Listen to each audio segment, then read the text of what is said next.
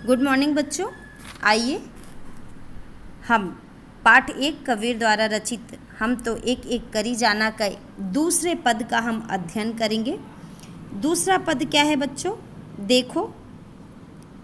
देखिए बच्चों, आइए।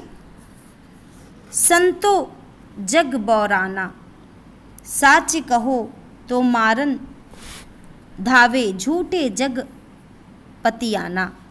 नेमी देखा धर्मी देखा, प्रात करे स्नाना। आत्म मारी पखा नहीं पूजे, उनमें कछु नहीं ज्ञाना। बहुतक देखा पीर ओलिया, पढ़े कितेब कुराना। के मुदीर तदबीर बतावे, उनमें उहे जो ज्ञाना। आसन मारी डिम्बे धरी बैठे, मन में बहुत गुमाना। पीपर पाथर पूजन लागे, तीरथ गर्भ भुलाना।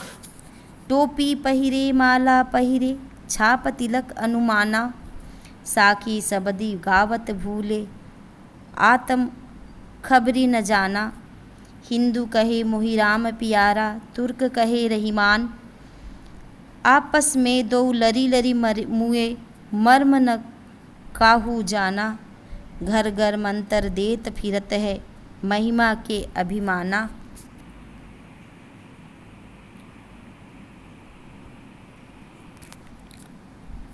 गुरु के सहित सिख सब बूढ़े, अंतकाल पछिताना। कहे कबीर सुने ओ संतो, ई सब मर्म भुलाना। कैतिक कहो कहाँ नहीं माने, सजे सहज समाना। आइए बच्चों, पहले हम इस पद के दूसरे पद के कठिन शब्दों के अर्थ को समझ लें, क्योंकि जब हम कठिन शब्दों के अर्थ समझ जाएंगे तो काव्यांश अपने आप आसान हो जाएगा। ठीक है, तो आइए देखते हैं। जग, जग यानी संसार। बौराना यानी पागल होना। साच सच। मारन मारने, धावे दौड़े। पतियाना विश्वास करना। नेमी नियमों का पालन करने वाला। धर्मी धर्म का पालन करने वाला। प्रातः सुबह। स्नाना स्नान करना। आत्म स्वयं। पखानही पत्थरों की मूर्तियों को। पीर आलुया धर्म गुरु या संत ज्ञानी। कितबे ग्रंथ। मुरीद शिष्य। तदबीर उपाय। डिम्ब धरी घमंड करके। गुमाना घमंड। पाथर पत्थर। पहिरे पहनना। छाप तिलक अनुमाना, माथे पर तिलक व छाप लगाना। साखी दोहा साक्षी। ठीक है, सबद ही वह मंत्र जो गुरु शिष्य को दीक्षा के अवसर पर देते हैं, या पद आप कह सकते हैं। गावत गाते। आत्म खबरी आत्मा का ज्ञान या आत्मज्ञान। मोही मुझे। तुर्क मुसलमान। दो दोनों। लरी मने लड़ना। मुए मरना। मर्म रहस्य। काहू किसी ने। मंत्र गुप्त वाक्य बताना।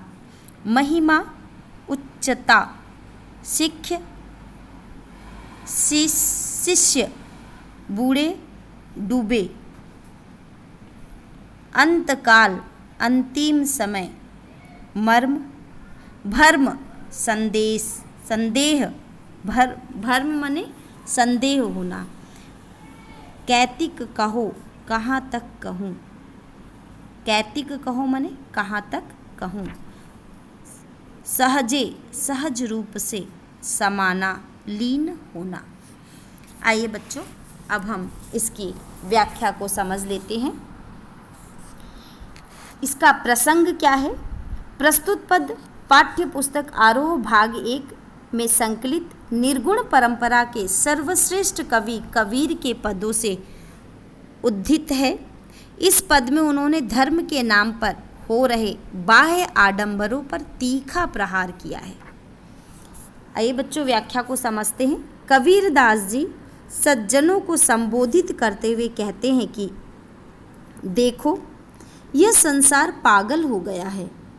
जो व्यक्ति सच बातें बताता है उसे यह मारने के लिए दौड़ता है, तथा जो झूठ बोलता है उस पर यह विश्वास कर लेता है।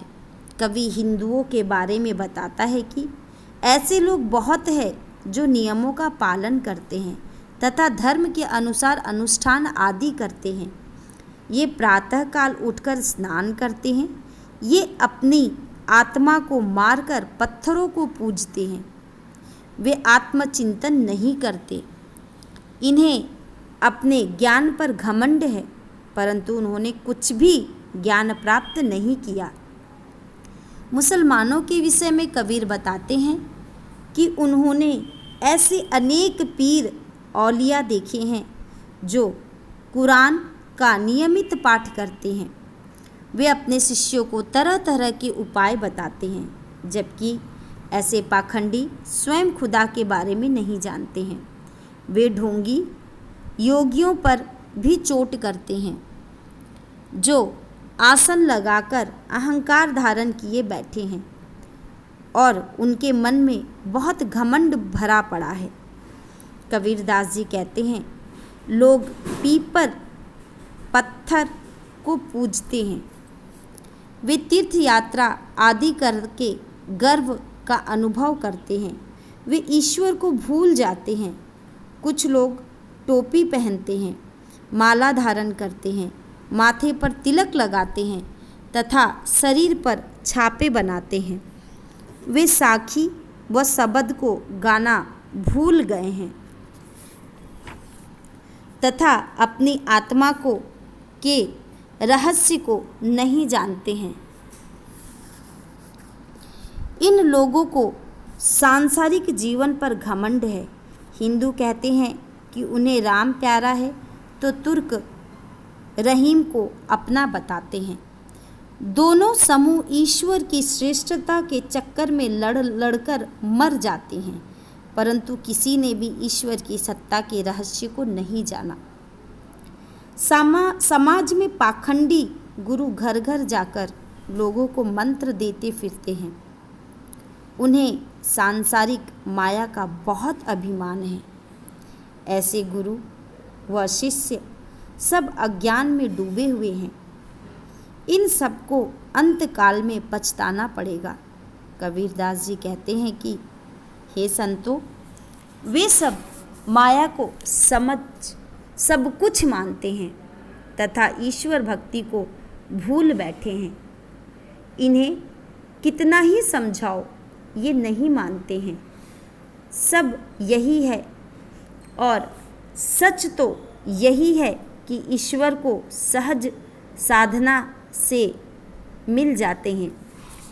कबीरदास जी कहना चाहते हैं कि हम लोग जो आडंबर किए बैठे हैं, इस आडंबरों को छोड़कर यदि आत्मा से ईश्वर को पुकारे और अपने अंदर झांक कर देखे तो ईश्वर बहुत सहज साधना के द्वारा बहुत आसानी से हमें प्राप्त हो सकते हैं। और हम लोग जो बाहरी दुनिया में भटक कर ईश्वर को ढूंढने का प्रयास कर रहे हैं, वास्तव में ईश्वर हमारे हृदय में निवास करते हैं और उनके साथ यदि हम अपनी सत्ता को बनाना चाहें तो वो हमारे अंदर ही विराजमान है।